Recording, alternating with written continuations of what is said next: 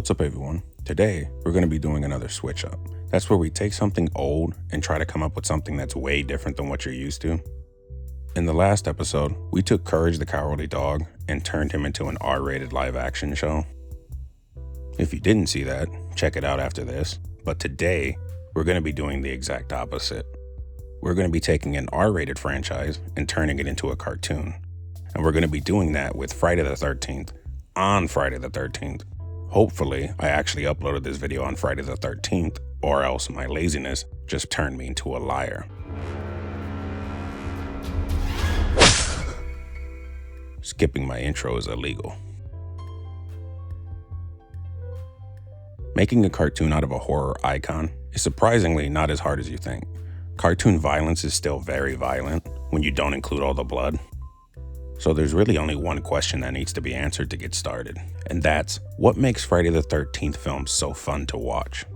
If you answered blood and boobs, find Jesus, bro. If you answered wholesome camp activities with Jason, then you've come to the right video. And because I'm an overthinking weirdo who likes sticking to continuity, this cartoon will be canonically taking place right after Jason is killed in Friday the 13th 4, the final chapter.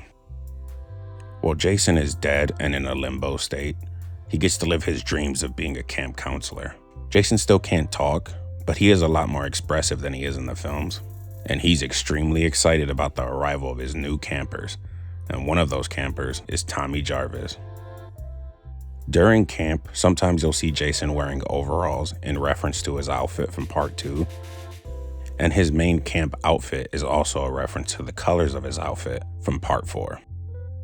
This fake show will feature wacky camp hijinks and wholesome life lessons like all children's cartoons do. And occasionally, the show will reference some characters and moments from the first 4 films before Jason died. The best example of this is Alice Hardy, who is a reoccurring villain in this show. In the films, Alice is just a sweet girl who was just trying to survive a murderous rampage. But here, she's a big meanie who likes to hurt people, like Jason's mom, Pamela, who was just a nice mother and totally didn't deserve to have her head chopped off. And Jason just can't seem to get rid of her, even though he constantly defeats her.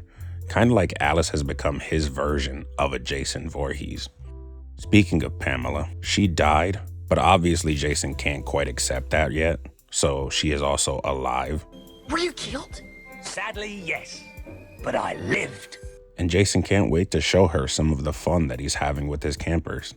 But deep down, even Jason knows that his mother is actually gone. Another character that appears more than once is Ginny from part 2. She's portrayed as a really good camp counselor that Jason respects and trusts. But most of the other characters from the films will appear as one-off camp counselors that Jason delivers the smackdown to. Is there a couple of rebellious counselors smoking in front of the kids? Jason will appear and give them the Jesse and James treatment and smack them so hard they fling off into space. A counselor wasn't paying attention and a child ended up getting bullied in arts and crafts time. Well, Jason will pop up with a giant pair of scissors and snip that person in half like a piece of paper. But most of the cartoon is just basically Jason and Tommy. My headcanon is that this great time Jason spends with a fake Tommy is the reason why Jason is unable to overpower and kill Tommy in part 6, despite having the undead strength to fold a man like a chair. When I make videos, I like to do a good amount of research on different things so I can have a full picture of what I'm trying to create. And sometimes I find out that people had similar thoughts to me. And since my videos are purely hypothetical, I want to shout out an artist who actually made this similar idea a reality. Their username is @JunkMixArt. They have a comic series on Jason as a camp counselor, and it even features cameos by other horror characters, and I recommend checking it out. But that's all I got for today. If you have an idea for a future video, let me know down below. Also, I want to apologize. I shouldn't have told all of you to like, comment, and subscribe so much. I focused on my career, and it drove our relationship apart. Now I wonder if any of you even want to smash my notification bell anymore. If you're not subscribed and you're still listening, just know that this one's for you. Alexa, play Gary Come Home.